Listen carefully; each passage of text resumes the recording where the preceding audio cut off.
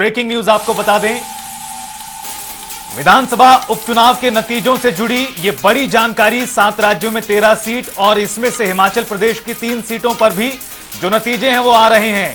मुख्यमंत्री सुखविंदर सिंह सुक्खू की पत्नी कमलेश ठाकुर की जीत हुई है। देहरा सीट से, जालंधर वेस्ट सीट से आम आदमी पार्टी जीती। उधर उत्तराखंड की दोनों ही सीटों पर कांग्रेस पार्टी आगे चल रही है। तो बिहार में रुपौली सीट पर जेडीयू आगे है, तो पश्चिम में चारों सीटों पर टीएमसी आगे चल रही है। इस वक्त की बड़ी और अहम जानकारी से आपको रूबरू करा रहे हैं। हिमाचल में देहरा सीट पर कांग्रेस की बड़ी जीत देखी गई है। सीएम सुक्खू की पत्नी कमलेश ठाकुर की जीत हुई है। ये बड़ी जानकारी आपको दे रहे हैं। और देहरा सीट पर कांग्रेस पार्टी की जीत अपने आप में कई मायनों में खास है, क्योंकि जब से ये सीट अस्तित्व में आई है कांग्रेस यहां पर विजय पताका कभी फहरा नहीं पाई।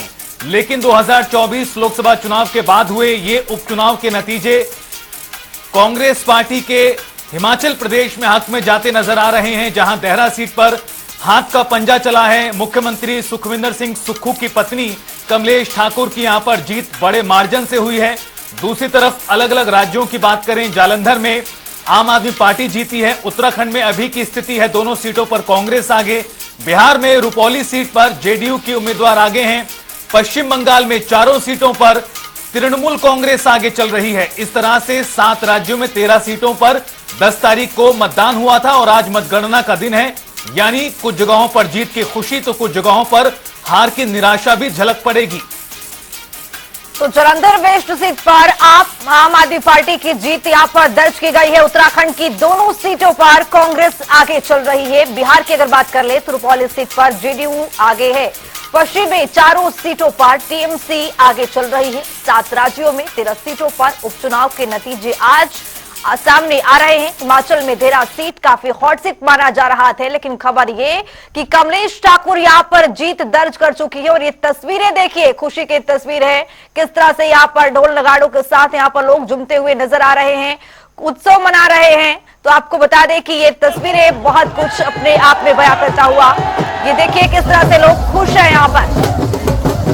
आपको बता दें कि देहरा सीट पर 10 राउंड में जो गिनती है वो पूरी हुई है और शुरू के 1 या 2 राउंड को हटा दें तो उसके बाद से कमलेश ठाकुर लगातार लीड लेती रही और उसके बाद उन्होंने 9,265 वोटों के बड़े मार्जिन से देहरा विधानसभा उपचुनाव में शानदार जीत हासिल की है। और कांग्रेस पार्टी का एक विधायक का जो संख्या है वो और बढ़ गई है अब हिमाचल प्रदेश में। यानी 2 सीटों पर कांग्रेस पार्टी की जीत के साथ कांग्रेस का जो आंकड़ा विधानसभा में है वो 38 से बढ़कर 40 हो गया है।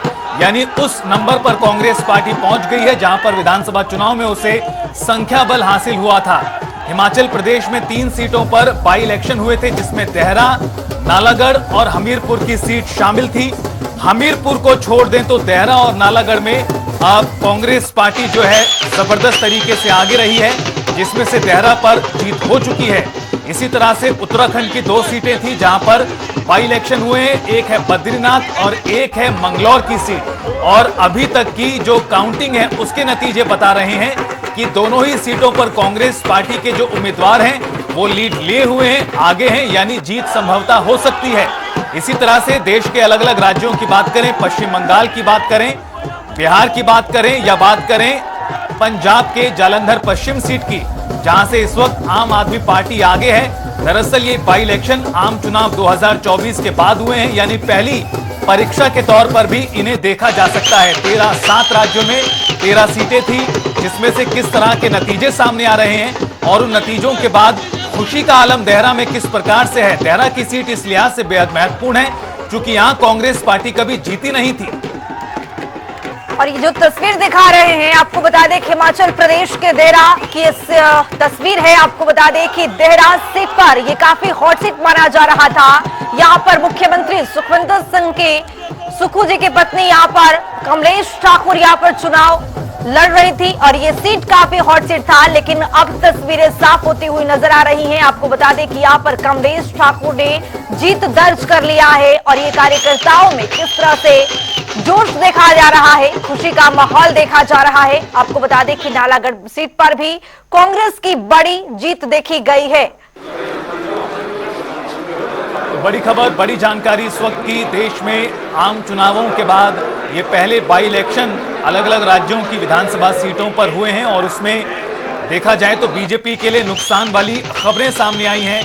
बीजेपी को बड़ा झटका लगा है, चूंकि हिमाचल प्रदेश में जो तीनों निर्दलीय विधायक थे, जिनके विधायकी जाने के बाद, इस्तीफे के बाद तीनों ही निर्दलीय जो थे वो बीजेपी बतौर उम्मीदवार मैदान में उतरे थे और इसमें से 2 सीटों पर जो कांग्रेस पार्टी है वो जीत गई है। 1 सीट पर बीजेपी उम्मीदवार आगे बताए गए जब 6 राउंड की गिनती सामने आई। बहरहाल देहरा की तस्वीरें लगातार आपको दिखा रहे हैं और देहरा में किस तरह से दरअसल पूरी कांग्रेस पार्टी ने एकजुटता के साथ प्रचार किया, संदेश जनता के बीच में दिया और उसका नतीजा यह हुआ है कि कांग्रेस पार्टी की यहां पर शानदार जीत हुई है। 9000 से ज्यादा वोटों के अंतर से जो मुख्यमंत्री सुखविंदर सिंह सुक्खू की पत्नी कमलेश ठाकुर हैं, उन्होंने जीत दर्ज की है और उनकी जीत के बाद कार्यकर्ताओं में और आम समर्थकों में कितना ज्यादा जोश और उत्साह है वो इन तस्वीरों में आप देख सकते हैं। न सिर्फ हिमाचल से कांग्रेस के लिए अच्छी खबर है, बल्कि उत्तराखंड से भी अभी अच्छी खबर सामने है, जहां दोनों ही सीटों पर कांग्रेस अभी आगे है। तो ये तस्वीर देखिए, पंजाब के जलंधर सीट है, किस तरह से यहाँ पर आम आदमी पार्टी की जीत हुई है और यहाँ पर कार्यकर्ताओं में खुशी का माहौल है, उत्सव यहाँ पर देखा जा रहा है। कार्यकर्ता काफी उत्साहित नजर आ रहे हैं। तो आपको बता दें कि आम आदमी पार्टी के लिए बहुत ही अच्छी खबर है, क्योंकि यहाँ पर जलंधर सीट आम आदमी पार्टी के हाथ लगी है। बीजेपी कांग्रेस को पीछे छोड़कर आम आदमी पार्टी यहाँ पर जीत दर्ज की है। जलंधर सीट पर आपको जानकारी दे रहे हैं कि यहाँ पर आम आदमी पार्टी ने जीत दर्ज कर ली है।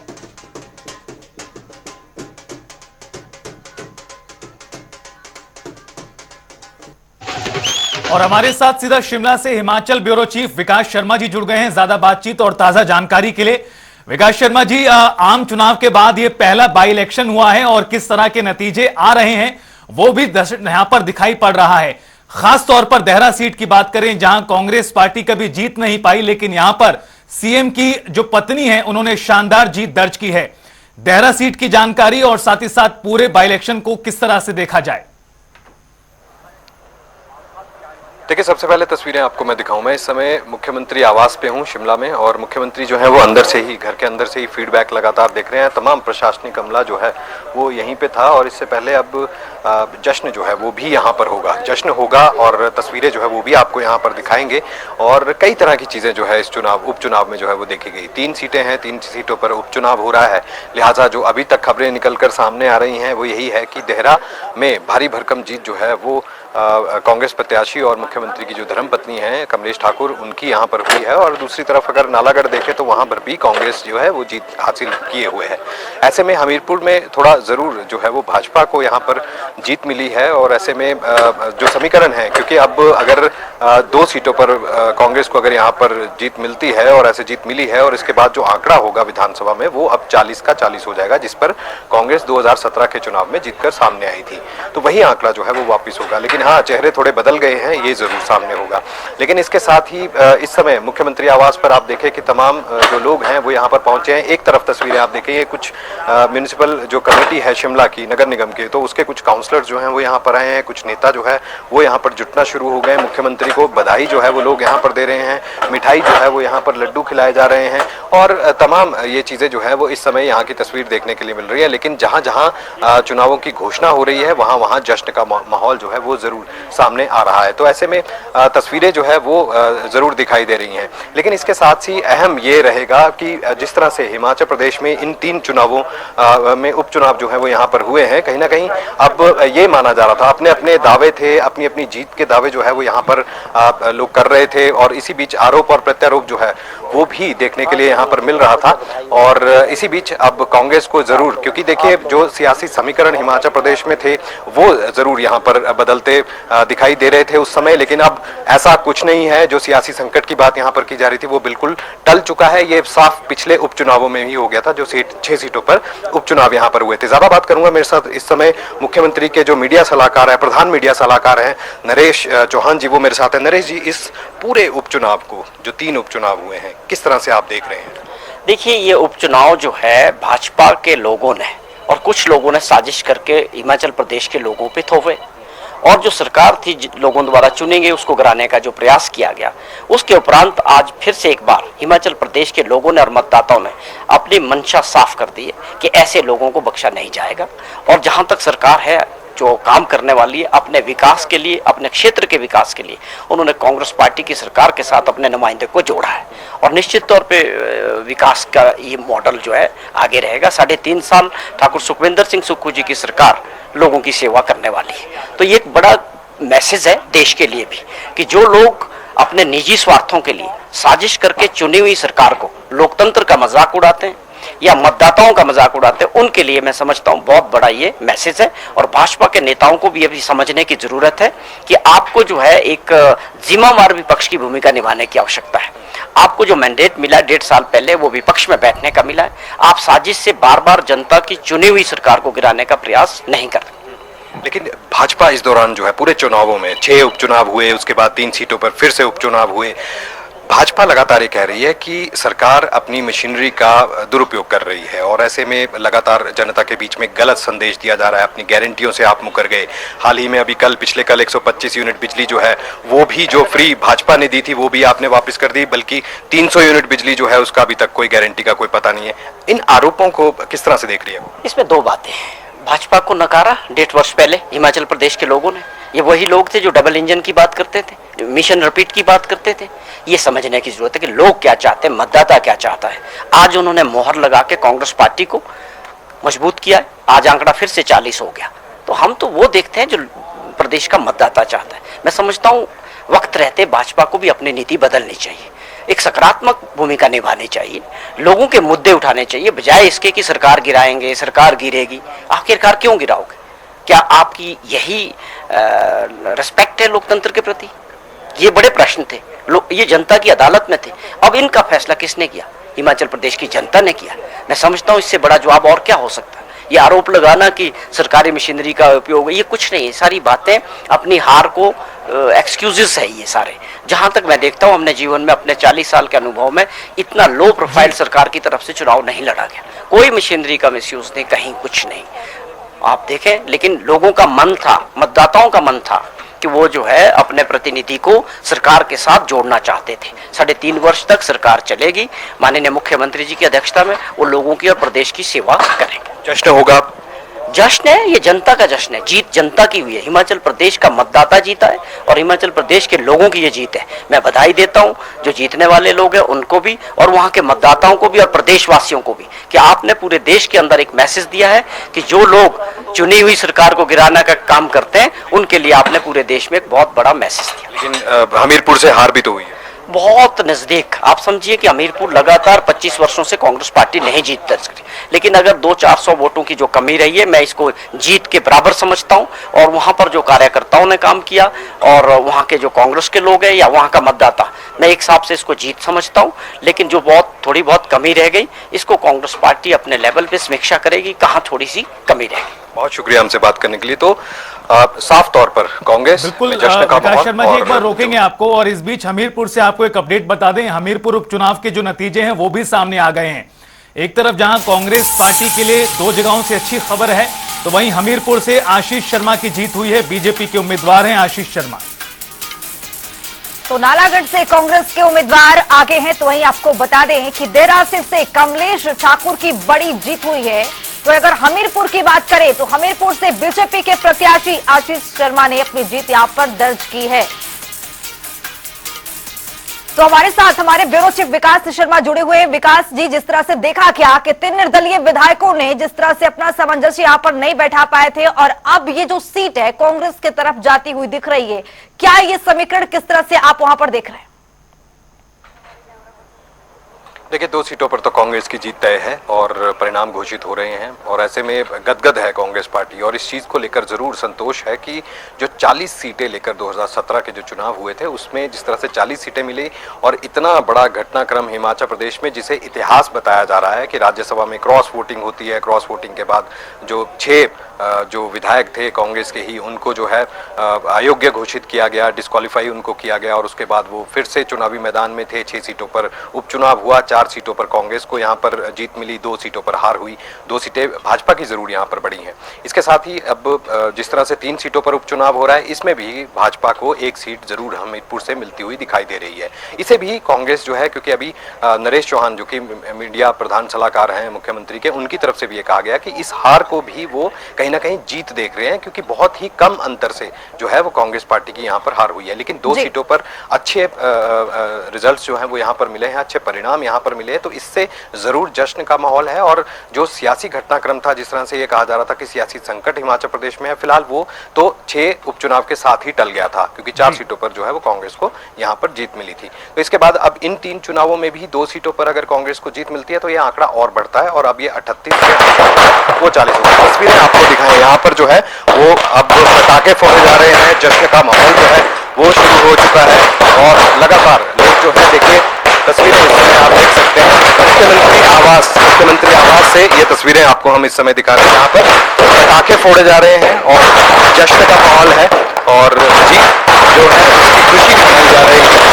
और पटाखे जलाकर जो है, और ये शिमला ही नहीं बल्कि शिमला के अलावा जहाँ जहाँ ये उपचुनाव हुआ है वहाँ पर भी इसी तरह से जश्न की तस्वीरें जो है वो सामने जरूर यहाँ पर आ रही हैं। तो सियासी समीकरण जो है वो इसके बाद अब आगे किस तरह से चीजें जो है वो यहाँ पर रहती हैं, ये जरूर देखना होगा। फिलहाल अभी 2 सीटों पर जो है वो इन 3 उपचुनावों में कांग्रेस पार्टी को जो है वो यहाँ पर जीत मिली है, तो इसका जश्न एक जरूर सवाल विकास शर्मा जी यहाँ पर है, बना रही है फिलहाल। एक विकास शर्मा जी सवाल आपसे यहाँ पर यह है कि ऐसा माना जाता है कि जब जिस प्रदेश में जिस पार्टी की सरकार है, अक्सर उसी के पक्ष में उपचुनाव के नतीजे भी जाते हैं, लेकिन बीते दिनों हिमाचल प्रदेश में जिस तरह का घटनाक्रम हुआ, लोकसभा के साथ 6 सीटों पर उपचुनाव उस वक्त भी हुए, 3 सीटों पर आज उपचुनाव हुए जिनके नतीजे सामने आए हैं, और इसमें मुख्यमंत्री को लेकर कई तरह के सवाल वक्त वक्त पर उठते रहे हैं। लेकिन दोनों ही उपचुनाव के नतीजों को अगर हम देखें तो मुख्यमंत्री का कद अब किस तरह से और बढ़ गया है, चाहे प्रदेश की बात करें या फिर आलाकमान के सामने बात करें। बिल्कुल, और कहीं ना कहीं देखिए 27 फरवरी का जो घटनाक्रम है, जिसे एक ऐतिहासिक घटनाक्रम हिमाचल प्रदेश की राजनीति में कहा गया, क्रॉस वोटिंग हुई और पूर्ण बहुमत के साथ 40 सीटों पर कांग्रेस पार्टी विधानसभा पहुंची थी। लेकिन जिस तरह से 6 विधायकों ने अपनी आपत्ति जताई और जिस तरह से नाराजगी जो है वो मुख्यमंत्री और मुख्यमंत्री के नेतृत्व को लेकर खास तौर पर कहा, और ये भी कहा कि जो हाईकमान है वो भी उनकी बातों को नजरअंदाज कर रही है, तो ये तमाम समीकरण इस तरह से जुड़े कि क्रॉस वोटिंग हुई, क्रॉस वोटिंग के बाद उनको अयोग्य किया गया, वहां पर जो है वो विधानसभा के अंदर दोबारा से चुनाव जो है वो उन 6 सीटों पर हुए, तो 4 सीटों पर जीत हासिल करने के बाद से ही मुख्यमंत्री का कद जो है वो बढ़ गया था। तो ऐसे में जो ये चीज चल रही थी कि सरकार खतरे में है, सरकार कभी भी गिर सकती है या मुख्यमंत्री को बदला जाना है, तो ये दोनों ही घटनाक्रम जो है वो 4 सीटों पर जो जीत हिमाचल प्रदेश में हुई थी, जो पिछले 6 उपचुनाव थे उनकी बात कर रहा हूं, अगर उसके अंदर 4 सीटों पर कांग्रेस को जीत मिली थी तो कहीं ना कहीं मुख्यमंत्री की जो कुर्सी है वो जरूर यहां पर बच गई थी।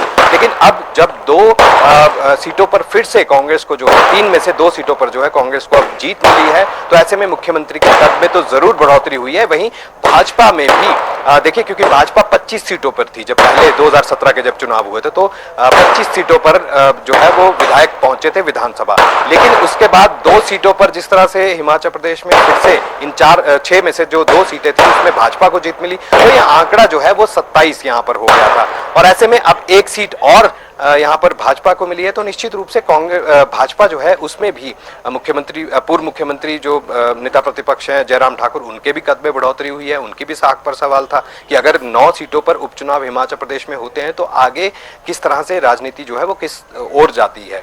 तो ये चीजें तो हैं, लेकिन इसके साथ साथ अब ये देखा गया कि 9 में से 3 सीटों पर जो है वो कांग्रेस को यहाँ पर भाजपा को जो है वो यहाँ पर जीत हासिल हुई है। उनका नंबर जो है वो 28 अब विधानसभा में हो जाता है, जबकि कुल नंबर जो है वो 68 है।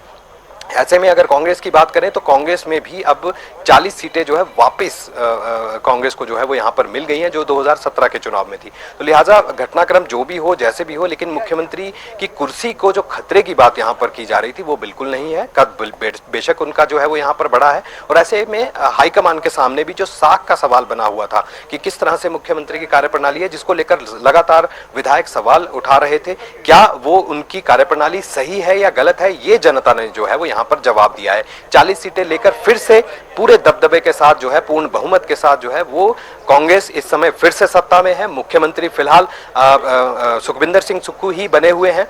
जिस तरह से ये कहा जा रहा था कि चुनावों के बाद जो है मुख्यमंत्री को बदला जा सकता है, फिलहाल इस चीज पे अभी कोई बहुत ज्यादा दम जो है वो नजर नहीं आता, क्योंकि मुख्यमंत्री का कद भी बड़ा है और ऐसे में जो जनता को समझाने की बात यहाँ पर लगातार मुख्यमंत्री और कांग्रेस पार्टी की तरफ से की जा रही थी, वो फिलहाल पूरी तरह से दिख रहा है कि वैसा ही है। और मुख्यमंत्री और उनके तमाम कांग्रेस के बड़े नेता जो है ये बात जनता को समझाने में सक्षम दिखाई दिए हैं कि किस तरह से हिमाचल प्रदेश में जो घटनाक्रम जो है वो यहाँ पर चला था। और जो एक पहले ही बात जो है मुख्यमंत्री लगातार जनता के बीच में अपने कैंपेन के दौरान भी करते रहे कि क्या हिमाचल में जो है भाजपा एक षड्यंत्र के तहत सरकार को गिराने की कोशिश कर रही है, तो वो सारी चीजें जो है जनता ने उसका जवाब यहाँ पर दिया है। ऐसा ही कहना जो है वो लगातार जो मीडिया के प्रधान सलाहकार थे नरेश चौहान, उनकी तरफ से भी एक बात जो है वो यहाँ पर कही गई। अब से कुछ ही देर में मुख्यमंत्री भी बाहर आएंगे और यहाँ पर जो है मीडिया कर्मी है उनसे बात भी करेंगे। जश्न का माहौल है, पटाखे चलाए जा रहे हैं, आतिशबाजी यहां पर हो रही है और इसी तरह की तस्वीरें जो है कमोवेश उन तमाम तीनों जहां पर तीनों विधानसभा क्षेत्र जहां पर उपचुनाव हुआ है वहां से भी कांग्रेस जो है वो इसी तरह की जश्न की तस्वीरें जो है वो यहां पर सामने आ रही हैं। फिलहाल अभी अब से कुछ ही देर में मुख्यमंत्री जो आएंगे और मीडिया से बात करेंगे, फिर उसके बाद देखते हैं, आपको सुनाएंगे, आपको बताएंगे कि क्या कहना है मुख्यमंत्री का और इस जीत को जो है वो किस तरह से देख रहे हैं। और इसमें हॉट सीट जिसे माना जा रहा था देहरा, वहां पर मुख्यमंत्री की धर्मपत्नी को जो है एक बड़ी जीत वहां पर मिली है, तो ये खुशी का माहौल जो है वो कांग्रेस और कांग्रेस के जो नेता है या कार्यकर्ता है उनके लिए एक सुखद बात। जाहिर तौर पर विकास जी, जिस तरह से आप बता रहे हैं कि जो देहरा सीट है वहां पर कमलेश ठाकुर को लेकर यहाँ पर कमलेश ठाकुर ने बड़ी यहाँ पर जीत दर्ज की है। देहरा सीट कभी कांग्रेस के खाते में आई ही नहीं थी, उस रिकॉर्ड को तोड़ते हुए कमलेश ठाकुर ने यहाँ पर बड़ी जीत हासिल की है। और यहाँ पर मुख्यमंत्री के भी साख का बहुत बड़ा सवाल था अपने आप में कि किस तरह से देहरा सीट पर उनकी पत्नी जीतती है या नहीं। ठीक है, बिल्कुल। और लगातार जो भाजपा और कांग्रेस के आमने सामने की लड़ाई थी हिमाचल प्रदेश में, देखिए तीसरा कोई दल नहीं है, राजनीतिक कोई बड़ा दल नहीं है, दो ही मुख्य दल हैं यहाँ पर जो हमेशा चुनावी मैदान में रहते हैं, जिनमें भाजपा और कांग्रेस जो है वो आमने सामने की लड़ाई थी। इस बार भी यही था और जिस तरह से लगातार आरोप और प्रत्यारोप सबने सुने देखे कि गारंटियों को लेकर लगातार जो है वो जिक्र किया गया, ये कहा गया कि कांग्रेस की गारंटियां पूरी तरह से फेल हो चुकी हैं और झूठ बोलकर जिस तरह से सत्ता हथियाने के आरोप जो है वो भाजपा की तरफ से लगाए जा रहे थे, उन सब पर भी अभी कांग्रेस का यही कहना है कि धीरे धीरे चरणबद्ध तरीके से इन सभी गारंटियों को जो है वो यहाँ पर पूरा किया जा रहा है और किया जाएगा। 5 साल के लिए गारंटियां थी, तो लिहाजा 5 साल के भीतर ही इन गारंटियों को पूरा किया जाएगा। और ऐसा कभी भी नहीं कहा गया कि पहली या दूसरी या तीसरी कैबिनेट के अंदर कोई बड़ी गारंटियां जो है वो यहाँ पर दी जाएंगी। हालांकि अगर ओपीएस को हम शामिल करें, क्योंकि ओपीएस के लिए जरूर ये कहा गया था शुरुआती दौर में कि पहली कैबिनेट की बैठक में ओपीएस जो है वो यहाँ के कर्मचारियों को जो है वो दिया जाएगा और दावा यह है कि वो कर्मचारियों को दिया भी जा रहा है। लेकिन भाजपा ये भी कह रही है कि जो ओपीएस भी दिया जा रहा है उसमें भी कटौती जो है वो आने वाले समय में अब देखी जाएगी, क्योंकि एक फाइल जो है वो सरकार की तरफ से मूव की जा चुकी है जिसमें जो पे विड्रॉल है वो उसको जो है वो कम किया जा रहा है, उसकी प्रतिशतता को कम किया जा रहा है, जिसे जो 50% अभी मिलता है उसको घटाकर 30% जो है वो किया जाएगा। तो इस तरह के कयास जो है वो लगाए जा रहे हैं, आरोप यही लगाए जा रहे हैं। दूसरी तरफ मुख्यमंत्री और जो कांग्रेस पार्टी है उनकी तरफ से साफ ये कहा गया है कि धीरे धीरे चरणबद्ध तरीके से सभी चीजें की जाएंगी। आर्थिक संकट की बदहाली के दौर से जो है वो हिमाचल प्रदेश इस समय गुजर रहा है, लिहाजा थोड़ा समय जो है वो जरूर चाहिए।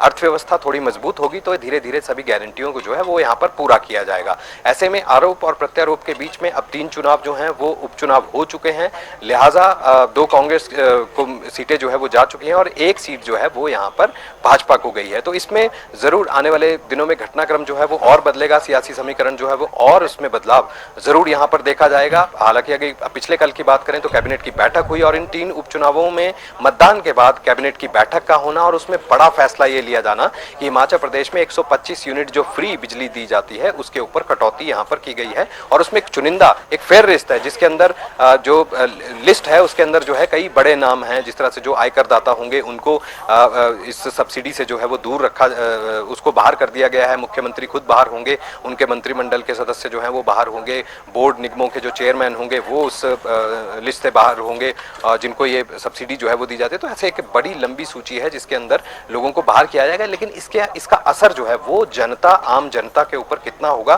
फिलहाल वो देखना होगा। इसको लेकर भाजपा के लिए भी ये है कि जहां 25 सीटों पर 2017 के चुनाव जीतकर विधानसभा भाजपा जो है वो यहां पर पहुंची थी, अब वो 3 सीटें और बढ़त के साथ, यानी आप ये देखिए कि 28 सीटें जो है अब भाजपा, यानी विकास जी ऐसा कहा जा सकता है कि विपक्ष नंबर जो है वो यहां पर, यानी ये कहा जा सकता है कि विपक्ष भी मजबूत हुआ है और तुलनात्मक रूप से देखें तो कांग्रेस पार्टी भी अपने उसी संख्या बल पर आ गई है जहां पर उसने विधानसभा का चुनाव जीता था।